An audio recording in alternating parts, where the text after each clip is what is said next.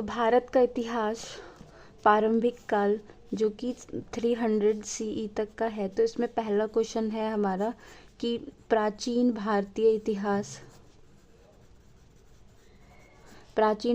इतिहास के सूत्र, ये क्वेश्चन पूछा जा सकता है।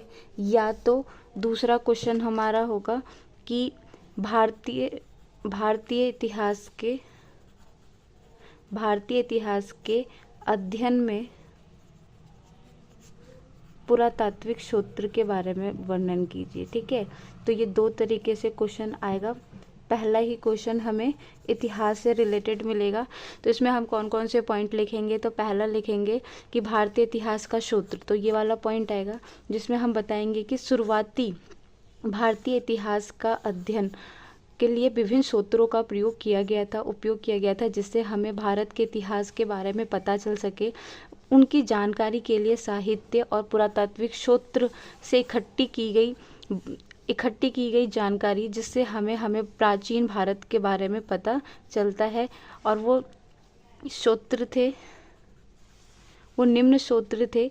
पहला साहित्य सूत्र, तो साहित्य सूत्र में दो तरीके से रखा गया। पहला धार्मिक ग्रंथ और दूसरा है गैर धार्मिक ग्रंथ।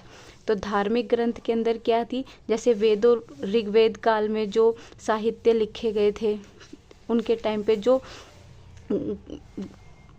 मंत्र लिखे गए, उनके टाइम में जो बातें लिखी गई। ठीक है, दूसरा जैन और बौद्ध की ग्रंथ, उनसे हमें भारत के प्राचीन इतिहास के बारे में पता चलता है। तीसरा है महाकाव्य, जैसे कि महाभारत और रामायण, इससे हमें भारत के प्राचीन इतिहास के बारे में पता चलता है। फिर है गैर धार्मिक ग्रंथ, यानी कि जो धर्म से जुड़ी हुई ग्रंथ नहीं थी, बट वो भी हमें भारत के इतिहास के बारे में बताती है। जैसे कि अर्थशास्त्र, जो कि चाणक्य के द्वारा लिखी गई थी, और इसके अंदर हमें मौर्य साम्राज्य के बारे में पता चलता है। और है महावंश और दीपवंश, जो कि श्रीलंका में बौद्ध ग्रंथ है, जो कि हमें भारत के बारे में पता बताता है। तो दूसरा पॉइंट हम लिखेंगे जो भारत के इतिहास के बारे में हमें बताता है, वो है पुरातात्विक सूत्र। पुरातात्विक यानी पुरानी चीज़ें, जैसे कि हड़प्पा सभ्यता के टाइम पे जब मनके, ठीक है, शेलखाड़ी पत्थर, ये सारी चीज़ें जो थी वो हड़प्पा से जुड़ी हुई थी और उसकी संस्कृति के बारे में हमें पता बताती थी। तो हड़प्पा और मोहनजोदड़ो की खुदाई में मिले अवशेष जो हमें प्राचीन भारत के इतिहास के बारे में बताता है। मौर्य वंश, कुषाण, सातवाहन, इनकी मूर्तियाँ, इनका समय, इनके सिक्कों से हमें भारतीय प्राचीन इतिहास के बारे में पता चलता है। अशोक के स्तंभ और अभिलेख से हमें भारत के इतिहास के बारे में पता चलता है। फिर है विदेशी यात्रियों का वर्णन, जो भारत आए थे, और जैसे कि मेगास्थनीज, जिन्होंने इंडिका पुस्तक लिखी थी, और इसमें हमें मौर्य साम्राज्य के प्रशासन के बारे में इन्होंने बताया था। मौर्य प्रशासन के बारे में पता चलता है। इब्न बतूता, जो कि भारत आए थे और उन्होंने भारतीय इतिहास के बारे में, जैसे कि पान का पत्ता उसके बारे में बताया, नारियल की रस्सी के बारे में बताया, यहाँ के संस्कृति के बारे में बताया, शासन व्यवस्था के बारे में हमें इनकी वर्णों से पता चलता है। अल बैरूनी जो भारत आए थे, ठीक है, और इनको बंदी बनाकर लाया गया था। मोहम्मद गजनवी लेकर आए थे भारत, और उन्होंने अल बैरूनी ने भारत जब आए तो उन्होंने भारतीय संस्कृति के बारे में लिखा। तो ये थी विदेशी यात्रियों का वर्णन, जिससे हमें प्राचीन भारत के इतिहास के बारे में पता चलता है। चौथा पॉइंट है सिक्के और शिलालेख। तो प्राचीन समय में सिक्कों का प्रचलन हुआ था, जिससे वहाँ की आर्थिक स्थिति का पता चलता है, शासकों की जानकारी मिलती है, उनके व्यापार के बारे में पता चलता है। फिर है शिलालेख जो थे वो शासक अपने प्रशासन के बारे में, युद्ध के बारे में, अपनी अच्छाइयों के बारे में लिखते थे। इनसे हमें प्राचीन भारतीय इतिहास के बारे में पता चलता है। आर्थिक स्थिति के बारे में पता चलता है, वहाँ के राजाओं के बारे में पता चलता है कि उन उनके शासन कला के बारे में पता चलता है, व्यापार के बारे में पता चलता है। ठीक है। चौथा, अभिलेख। तो अभिलेख के माध्यम से हमें अपने संस्कृतियों के बारे में पता चलता है, जैसे कि पाली भाषा जो कि बहुत ही पुरानी थी और अशोक के द्वारा पाली भाषा में अपने संदेश लिखवाए जाते थे। अभिलेख के माध्यम से हमें अपनी पुरानी संस्कृति के बारे में पता चलता है कि वहाँ पर किस तरीके से लेखन कला थी, वहाँ के इतिहास के बारे में पता चलता है, वहाँ के शासन व्यवस्था के बारे में पता चलता है। तो अभिलेख भी हमारे भारतीय संस्कृति के इतिहास में महत्वपूर्ण भूमिका निभाता है।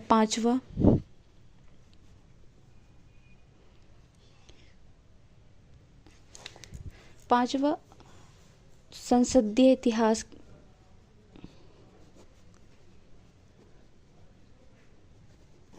बहुत सारे समाज ऐसे होते हैं जहाँ पे उन्होंने, जैसे भारत आज़ाद हुआ, आज़ाद होने के बाद उसने अपना संविधान बनाया। ठीक है। तो ये भी हमारे इतिहास में हमें पता चलता है कि किस तरीके से भारत आज़ाद हुआ, उसने अपने संविधान के लिए काम किया और हमारे संविधान को उद्धार का पुलिंदा भी कहा जाता है। तो इसमें भी हमारा एक इतिहास जुड़ा है कि किस तरीके से हमने मेहनत की अपने देश को आज़ाद कराने में और अपने संविधान को बनाने में।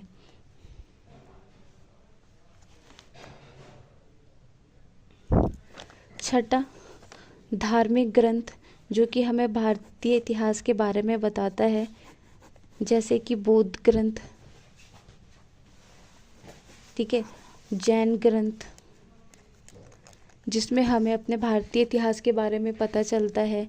इसमें मौर्य वंश के बारे में पता चलता है कि किस तरीके से चंद्रगुप्त मौर्य जो थे वो मगध के राजा बने थे। इसमें हमें महाजन पद के बारे में पता चलता है।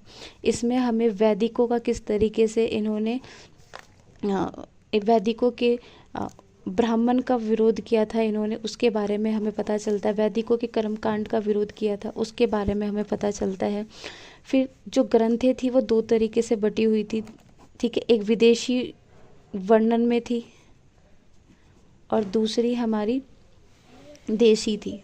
देशी में जैसे कि मैंने बता दिया, बौद्ध ग्रंथ होगी, महाकाव्य हो गए, महाकाव्य जिसमें बहुत कोई छोटी सी बात नहीं, बहुत लाखों पन्नों में श्लोक लिखे हुए थे। जैसे कि रामायण में हमें राम के चरित्र के बारे में पता चलता है, वहाँ की सभ्यता के बारे में पता चलता है। फिर महाभारत में भी भारत के बारे में पता चलता है, ठीक है। फिर है मनुस्मृति जो कि ब्राह्मणों के द्वारा रचित थी, जिसमें उन्होंने चंडालों की दशा के बारे में बताया। तो इसमें हमें चंडालों की दशा कैसी थी उसके बारे में पता चलता है। तो ये है भारतीय इतिहास, जिसमें हमें ये सारी चीज़ें लिखनी हैं। विदेशी वर्णन में जैसे कि अल बैरूनी ने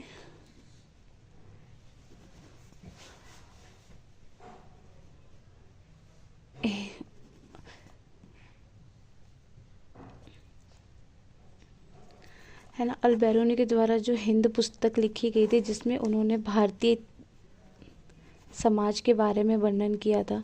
तो ये सारी चीज़ें हैं जिससे हमें भारत के इतिहास के बारे में पता चलता है। सिक्का लिख दिया। अभिलेख में शिलालेख थे, स्तंभ था, ठीक है, जो कि अशोक जो थे उन्होंने बौद्ध धर्म का प्रचार किया था। इसके अंदर राजा जो थे अपनी प्रशंसा करवाते थे, ठीक है, प्रशंसा करवाते थे, अपने कार्य के बारे में लिखवाते थे, दान पात्र के बारे में लिखवाते थे। तो अभिलेखों से हमें ये सारी चीज़ें पता चलती है, वहाँ की संस्कृति के बारे में पता चलता है, वहाँ के समाज में किस तरीके के राजा थे उनके बारे में पता चलता है। तो ये था पहला क्वेश्चन। अब है क्वेश्चन 2, जो कि आ सकता है पाषाण से रिलेटेड, पाषाण की संस्कृतियों से। ठीक है, या तो पूरा पाषाण, मध्य पाषाण और नव पाषाण। मतलब पाषाण काल को 3 पार्ट में बांटा गया है, पूरा पाषाण, मध्य पाषाण और नव पाषाण। ठीक है, इसमें से एक क्वेश्चन आएगा ही। तो हम सबसे पहले पूरा पाषाण को देख लेते हैं। तो पूरा पाषाण के टाइम में क्या था, यहाँ पे जो लोग मनुष्य थे उन्हें ज्ञान का विकास नहीं था। तो यहाँ के जो मनुष्य थे उन्हें ज्ञान का विकास नहीं था, ये घुमक्कड़ थे। इनका जीवन, ये अपना जीवन जंगलों में रहकर गुजारा।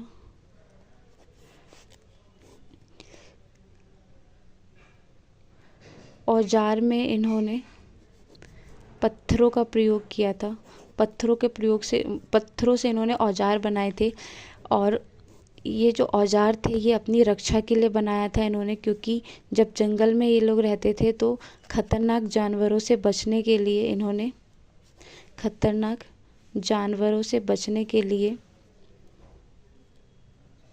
इन्होंने औजार का प्रयोग किया था।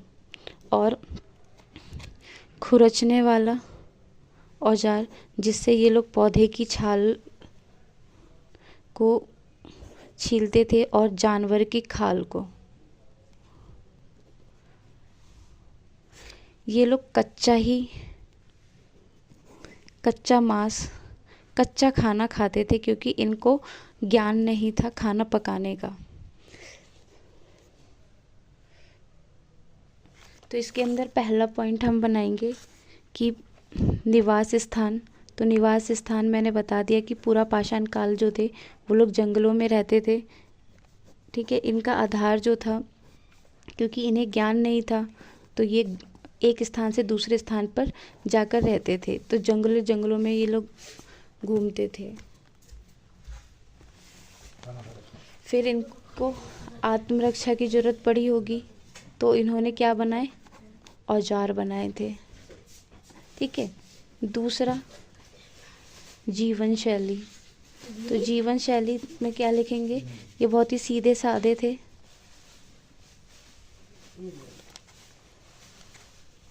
ये प्राकृतिक पर पूरी तरीके से निर्भर थे। ये खाद्य संग्रह, ठीक है, इस पर निर्भर थे। कच्चा चीज खाते थे, जैसे कि मछली कच्चा खा लिया। ठीक है, पेड़ पौधों से जो कंदमूल होते थे उनको कच्चा ही खाते थे ये लोग। ठीक है, तीसरा संस्कृति के बारे में अगर हम बोलें तो ये अभी चालाकी,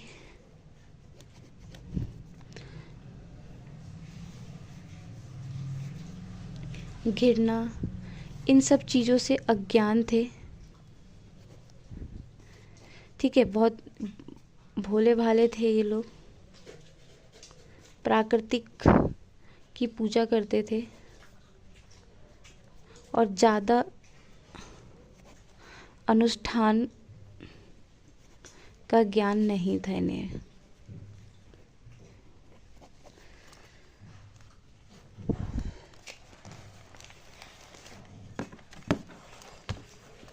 चौथा पॉइंट हम लिखेंगे औजार। ठीक है, तो औजार का इन्होंने प्रयोग किया था। पत्थरों के औजार का प्रयोग करते थे जो कि नोकीले थे, और खुरचनी का प्रयोग करते थे। खुरचने के लिए, जानवरों के मांस को छीलने के लिए ये लोग प्रयोग करते थे। तो इसमें ये 4 पॉइंट ही लिखना है। नेक्स्ट है मध्य पाषाण काल। तो मध्य पाषाण काल का जो टाइम पीरियड है वो 12,000 हुई। प्राकृतिक में परिवर्तन हुआ। यहाँ पे लोगों ने आविष्कार किए, जैसे कि आग का आविष्कार हुआ, कृषि करने का आविष्कार हुआ, आभूषण पहनने लगे, वस्त्र पहनने लगे, ठीक है। और यहाँ पे समुदाय का विकास हुआ। तो इस तरीके से मध्य पाषाण काल जो था वो ज्ञान में वृद्धि से आगे बढ़ा। तो इस काल में मानव के जीवन में महत्वपूर्ण परिवर्तन देखने को मिला, जैसे कि शिकार की नई नई विधियां आ गई, ठीक है, छोटे औजारों का विकास हुआ, कृषि की शुरुआत हुई। यह युग मानव सभ्यता के विकास की दृष्टि में सबसे महत्वपूर्ण काल माना जाता था। तो इसमें सबसे पहला पॉइंट लिखेंगे, औजारों का विकास हुआ। तो है औजारों का प्रयोग। एक्चुअली क्या हुआ, मुझे लगा कि वीडियो बना रही हूँ बट वीडियो नहीं बन रही थी, इसलिए थोड़ा समझा दिया था मैंने। इस काल में छोटे पत्थरों के औजारों का प्रयोग किया गया, और जहाँ पूरा पाषाण काल में बड़े बड़े पत्थरों का प्रयोग किया गया था, वहीं यहाँ पर छोटे पत्थरों के प्रयोग किए गए। और यहाँ पे आयताकार, ठीक है, चंद्राकार जैसे औजार बनाए गए। माइक्रोलिथ पत्थरों से बने, मतलब माइक्रोलिथ पत्थरों का प्रयोग किया गया था औजार को बनाने के लिए, जो कि तीखे, नोकीले थे, और इन्होंने लकड़ी या फिर हड्डी के डंडों से लगाकर भाले बनाए, तीर बनाए, चाकू बनाए, ठीक है। इस तरीके से इन्होंने अपने औजार बनाए थे। ये जो औजार थे, इसका प्रयोग ये शिकार करने के लिए, मछली पकड़ने के लिए और कृषि कार्यों के लिए किया गया है।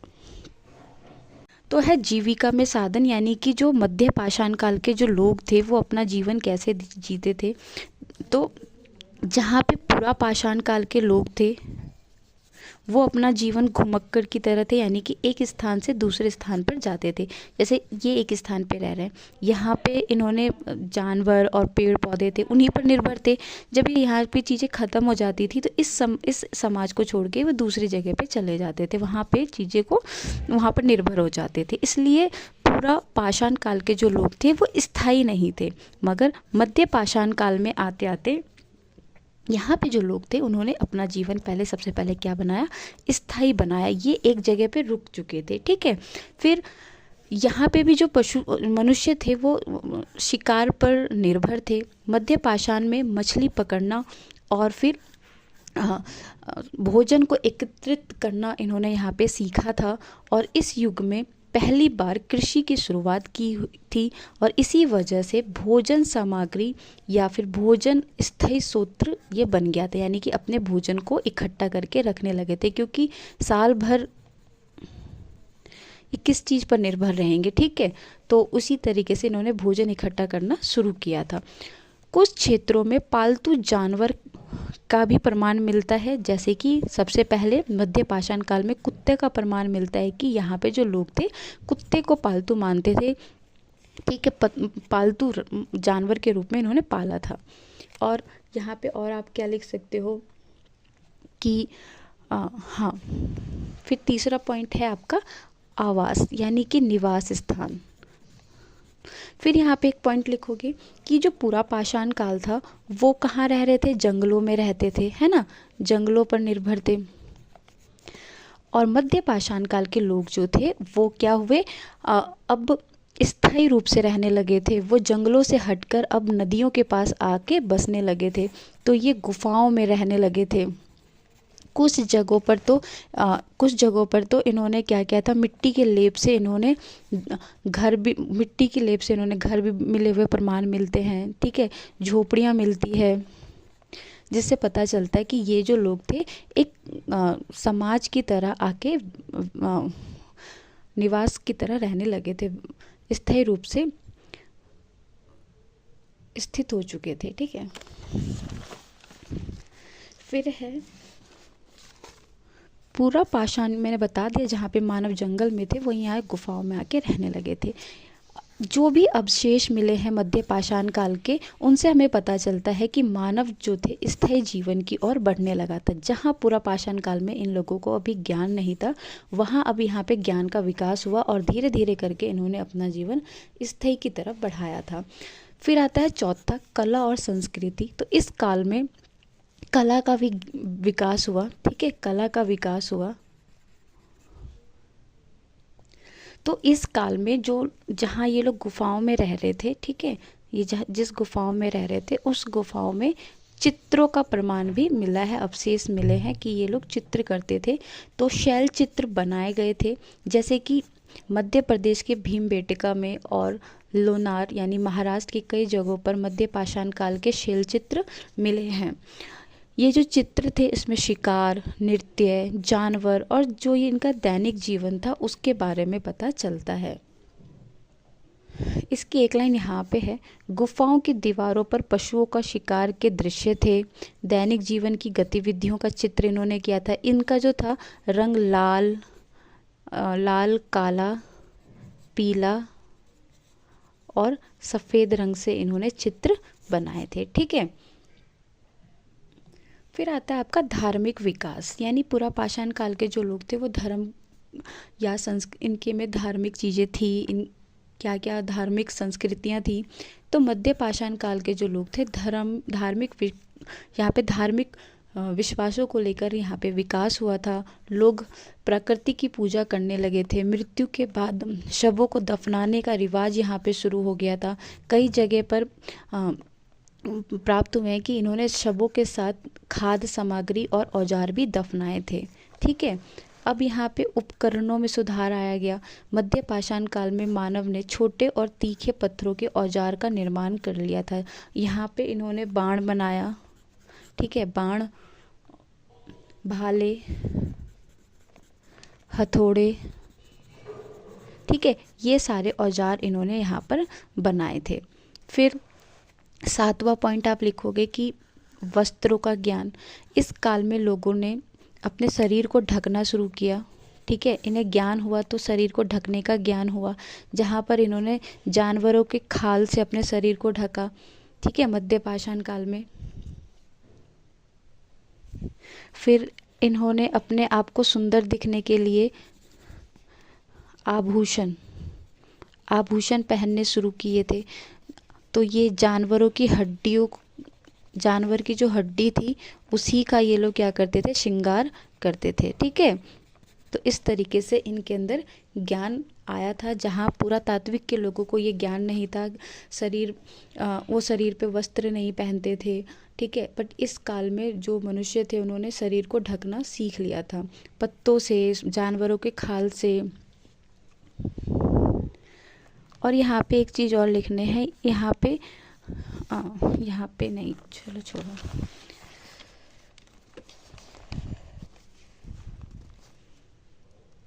तो यहाँ पे लिखना, आग का आविष्कार मध्य पाषाण काल में हुआ था, जहाँ पर इन्होंने खाना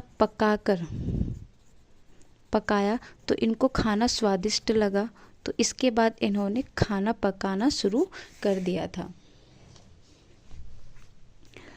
फिर है सामुदायिक जीवन यहाँ का कैसे था। तो पूरा पाषाण काल में मानव को ज्ञान नहीं था, इसलिए वो एक दूसरे से बहुत ही अलग रहते थे। उन्हें मतलब कोई यहाँ है कोई वहाँ है, इस तरीके से लोग थे, एक दूसरे को जानते भी नहीं थे।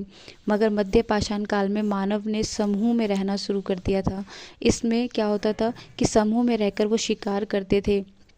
जैसे 4 लोग हैं और इनका एक लीडर है, ठीक है, वो इनकी बातों को मानने लगा था। तो यानी यहाँ पे लिख सकते हैं एक राजनीतिक स्वरूप की शुरुआत भी हो चुकी थी, वो उसी के अनुसार चलते थे, ठीक है, ये इनको दिशा दिखाता था।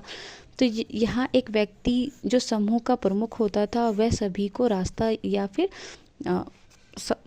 रास्ता दिखाता था। सामूहिकता के कारण भाषा और संचार के साधनों का विकास हुआ, यानी कि अगर 4 लोग रह रहे हैं तो क्या होगा कि आपस में बात करेंगे, है ना। अगर इसे कुछ कहना है तो कुछ कहने के लिए, अपनी बातों को रखने के लिए क्या होना चाहिए, भाषा होना चाहिए। तो इसी तरीके से धीरे धीरे करके मध्य पाषाण काल में भाषा की शुरुआत हुई थी। फिर है पर्यावरण के बारे में लिखना। मध्य पाषाण काल में जलवायु में परिवर्तन हुआ, जिसकी वजह से यहाँ की परिस्थितियाँ बदली और घास के मैदानों का विस्तार हुआ, शिकार के लिए नए नए क्षेत्र बने और इसी परिवर्तन की वजह से यहाँ पे मध्य पाषाण काल में कृषि की शुरुआत हुई थी। फिर नेक्स्ट पॉइंट लिखोगे मध्य पाषाण और पुरा पाषाण में क्या अंतर है। तो धार्मिक विकास के रूप से देखिए तो ये प्राकृतिक पूजा पर निर्भर थे, मगर यहाँ पे नए नए अनुष्ठान की शुरुआत हो गई थी। जैसे कि अगर हम मृत शवदान देखेंगे तो वहाँ पे इन्होंने दफनाने की परंपरा शुरू हो गई थी। दफनाने के साथ जिसके शव को दफनाते थे वहाँ पे औजार या फिर खाद्य संग्रहण रखने की प्रथा शुरू हो गई थी। पुरा पाषाण में जो जीवन थे वो बहुत ही सीधा साधा था इनका। ये खाद्य संग्रहण अखेट पर निर्भर थे। इस युग में खाद्य संग्रहण के साथ साथ ये लोग कृषि की शुरुआत भी हो चुकी थी। यहाँ पे घुमक्कर जीवन था, बट यहाँ पे जो लोग थे उन्होंने स्थायी बस्तियाँ बसानी शुरू कर दी थी।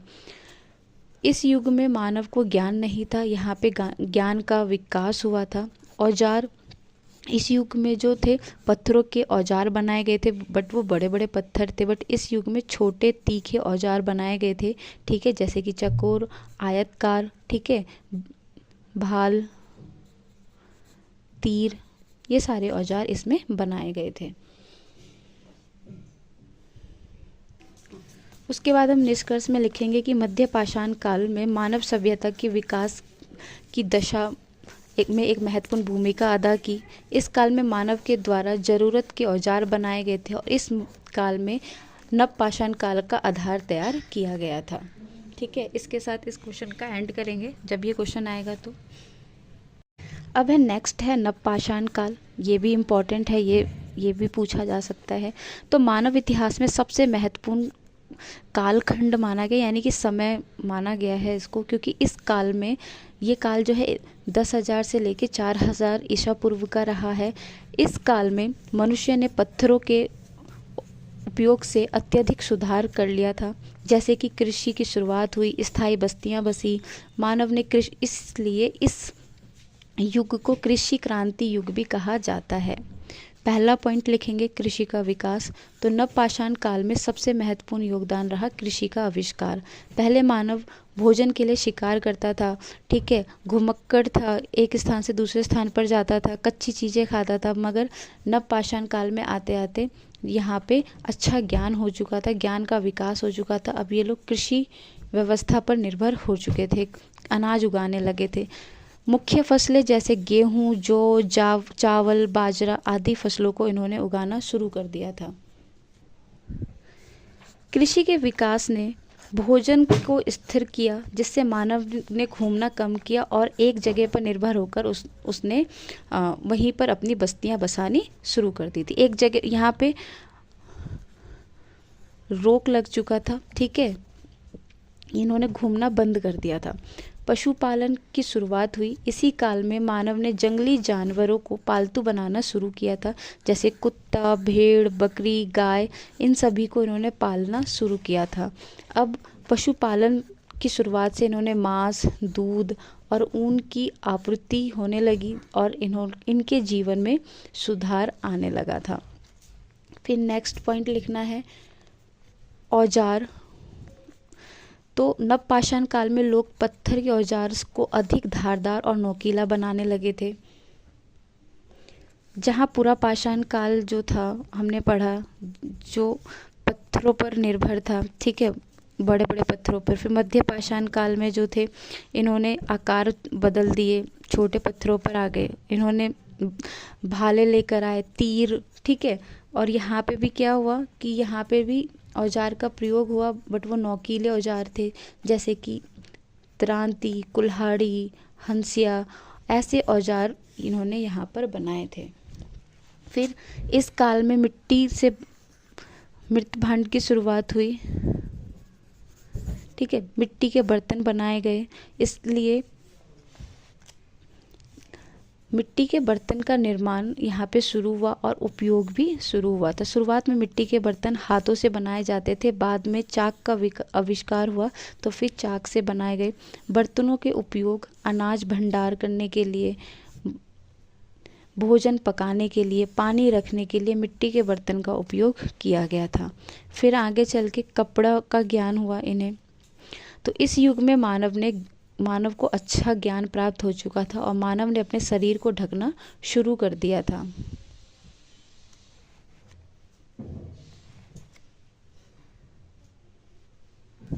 जैसे कि नवपाषाण युग में धागों से इन्होंने कपड़े बुनने शुरू कर दिए थे, जहाँ मध्य पाषाण काल में यहाँ पे लोग पत्ते और जानवर की खालों पर अपने शरीर को ढक रहे थे, बट यहाँ पे इन्होंने धागे से, ठीक है, और कपास रेशम के धागों का प्रयोग करके इन्होंने अपने शरीर में वस्त्र पहनना शुरू कर दिया था। आगे है सामाजिक संगठन। तो नवपाषाण युग में समाज आगे बढ़ा और यहाँ पे परिवार की स्थापना हुई। इस युग में समाज जो था वो कबीलाई जीवन पर आधारित होने लगा। एक ही स्थान पर बसने के कारण समाज में सामूहिक कार्य हुए, जैसे कृषि को बढ़ावा मिला, ठीक है। समाज में समानता का भाव उत्पन्न हुआ। धार्मिक विकास। नवपाषाण युग में प्रकृति की पूजा की जाती थी, जैसे सूर्य, चंद्रमा, जल और वृक्षों के देवता मानकर ये लोग पूजा करते थे, जैसे तुलसी, बरगद, ठीक है। मृतकों को दफनाने की परंपरा से धार्मिक के बारे में पता चलता है, इनको धार्मिक विश्वास के बारे में पता चलता है। प्रमुख स्थान कौन कौन से हैं? तो बलूचिस्तान, कश्मीर और बिहार। तो मेहरगढ़ जो बलूचिस्तान में है, जो आज के पाकिस्तान का हिस्सा है, तो यहाँ पे नवपाषाण जो है सबसे प्राचीन स्थल माना जाता है। और ब्रुज होम में क्या मिला है? तो लोगों को दफनाने के साथ साथ उनके जो पालतू कुत्ते थे उनको दफनाया गया, उसके अवशेष मिले हैं। बिहार चिरांद, यहाँ मानव की स्थायी बस्तियों का संकेत मिला है, कृषि के संकेत मिले हैं, मछली पालन, शिकार, इन सब चीज़ों के संकेत मिले हैं यहाँ पे बिहार से, तो जिससे हमें नवपाषाण काल की जानकारी मिलती है। निष्कर्ष, नवपाषाण युग मानव इतिहास के लिए एक ऐसा काल है जिसमें मानव जीवन को पूरी तरीके से बदल के रख दिया था। नवपाषाण काल में स्थायी बस्तियां हुई, कृषि की शुरुआत हुई, मिट्टी के बर्तन और पशुपालन की शुरुआत हुई थी। नवपाषाण युग में हुई प्रगति ने अगले युग में जो अगली सभ्यता आ रही है उसके विकास की भूमिका अदा करी थी, जैसे कि त्रामपाषाण युग, सिंधु घाटी युग, इनके विकास के लिए इन्होंने भूमिका अदा की थी। ठीक है, तो यहाँ तक अब हमारे 3 क्वेश्चन इस टॉपिक्स पाषाण से रिलेटेड हो गए। तो इसमें से एक क्वेश्चन आपको आएगा ही, और दूसरा हमने कौन सा पढ़ा? भारतीय इतिहास का पढ़ लिया। ठीक है, 2 क्वेश्चन हो गए हमारे। क्वेश्चन 3, हड़प्पा सभ्यता।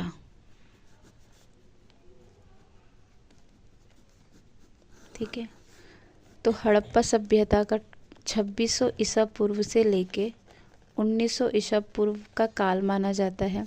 इसकी खोज रखलदास बनर्जी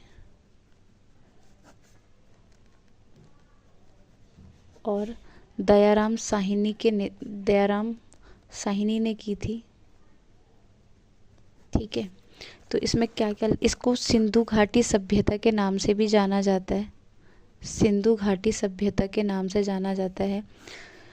जब खोज शुरू हुई थी तो सबसे पहला स्थान हड़प्पा मिला था, इसलिए इसे हड़प्पा सभ्यता के नाम से या हड़प्पा संस्कृति के नाम से जाना जाता है। तो सबसे पहले लिखेंगे कि हड़प्पा सभ्यता जो थी वो एक नगरीय व्यवस्था, नगर योजना प्रणाली पर आधारित थी। यानी कि हड़प्पा सभ्यता एक नगरीय सभ्यता थी। यहाँ पर जो समाज था वो योजना प्रणाली पर आधारित था।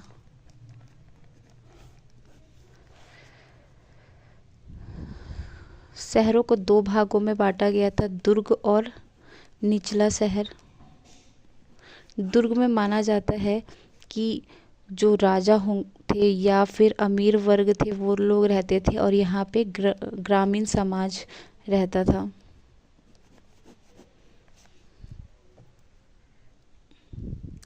तो लिपि जो है हड़प्पा सभ्यता में 375 से ज़्यादा है। यह एक रहस्यमय लिपि है। ये दाएं से बाईं ओर लिखी गई थी। ये वर्णमाल्य पर आधारित नहीं थी। ये चित्रात्मक थी। इसे पढ़ना आसान नहीं था, जिसके वजह से इसमें इस संस्कृति के बारे में हमें ज़्यादा ज्ञान प्राप्त नहीं हुआ। कला तो देखेंगे तो यहाँ के जो लोग थे वो नृत्य के बहुत ज़्यादा प्रेमी थे, जिसके वजह से जब अवशेष मिले तो इसमें एक महिला मिली है जो कि नृत्य कर रही है, ठीक है, जिससे पता लग सकता है कि यहाँ पे जो लोग थे कला और संगीत के बहुत ज़्यादा प्रेमी थे। 5वां पॉइंट आप लिखोगे पशुपालन। तो हड़प्पा सभ्यता के जो लोग थे वो पशु प्रेमी थे और इन्होंने पशुओं को पाला था, जैसे कि सूअर, ठीक है, बैल। इन्होंने क्या पाला? बैल, भैंस,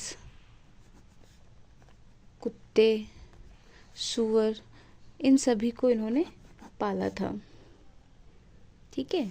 6, कृषि। तो हड़प्पा सभ्यता के जो लोग थे उन्हें कृषि का भी ज्ञान था। ये लोग जौ, बाजरा, चना, सफ़ेद चना, इसके हमको अवशेष मिलते हैं, जिससे हमें पता चलता है कि ये जो थे कृषि का इनको ज्ञान था। ये कृषि करते थे। सिंचाई के लिए तो घाई से हमें पता चलता है कि लोग सिंचाई के सूत्र भी थे यहाँ पे, ठीक है। और कृषि का हमें जैसे कि कालीबंगन से हमें मिलता है। और बैल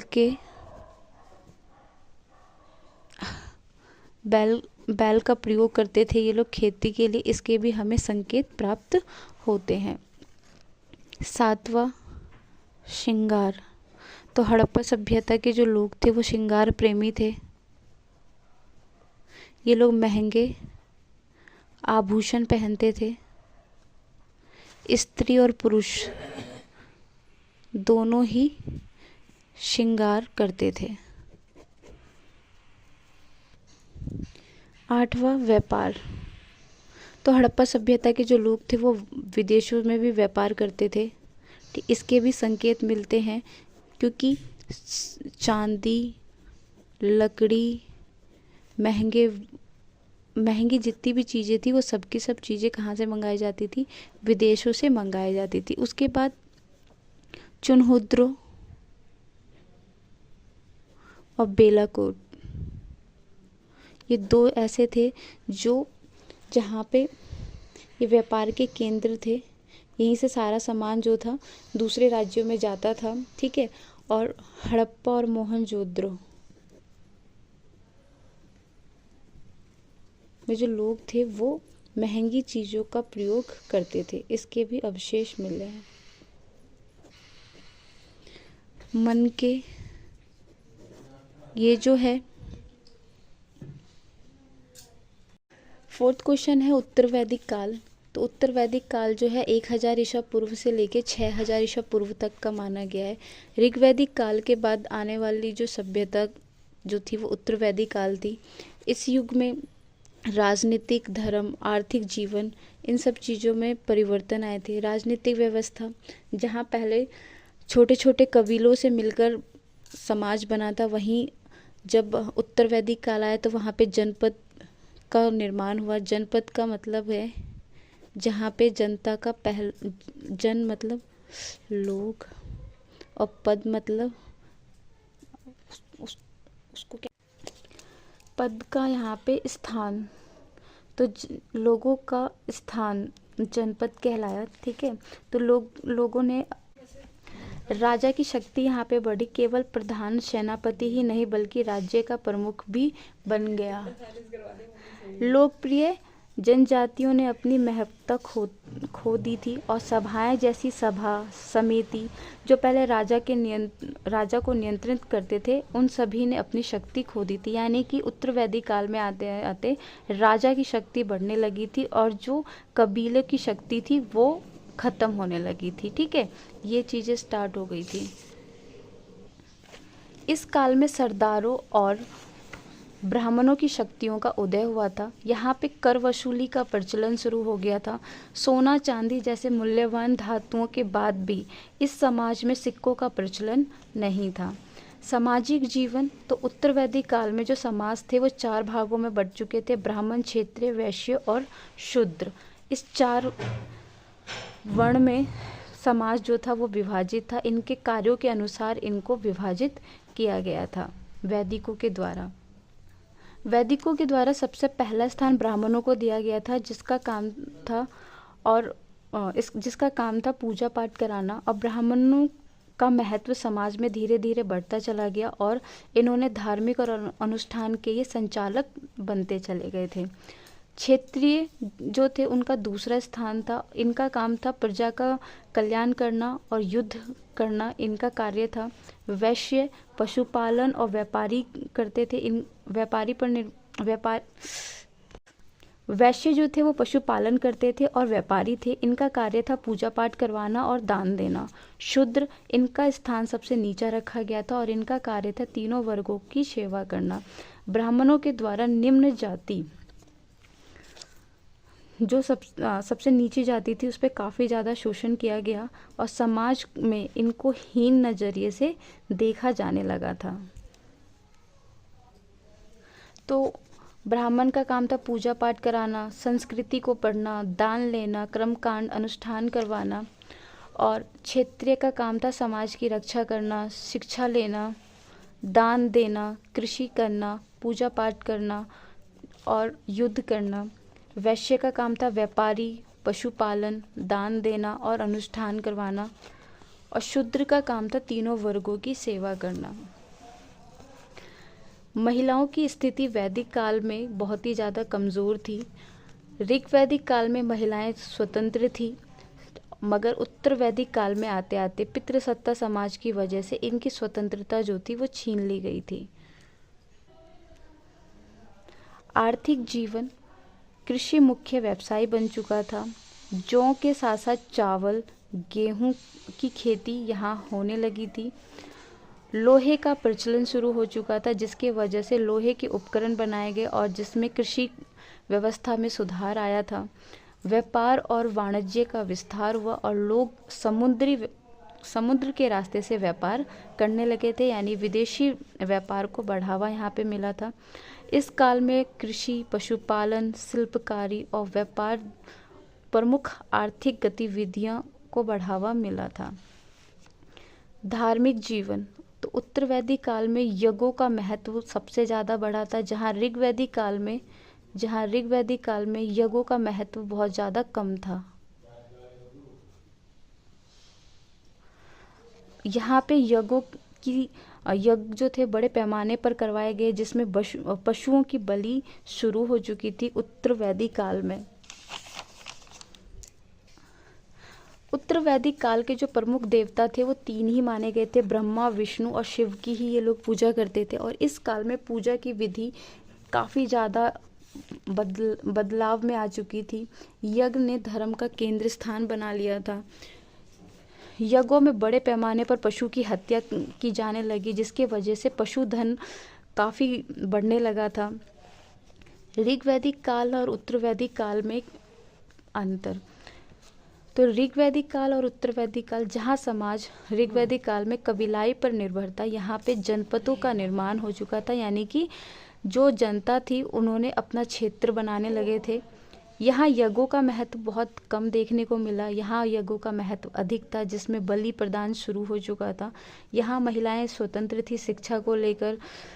यहाँ पे महिलाएं जो थी उनकी स्वतंत्रता छीन ली गई थी। निष्कर्ष तो उत्तर वैदिक काल का जो टाइम पीरियड है वो 1000 से लेके 6000 ईसा पूर्व तक का माना गया, यानी 6 ईसा पूर्व तक में।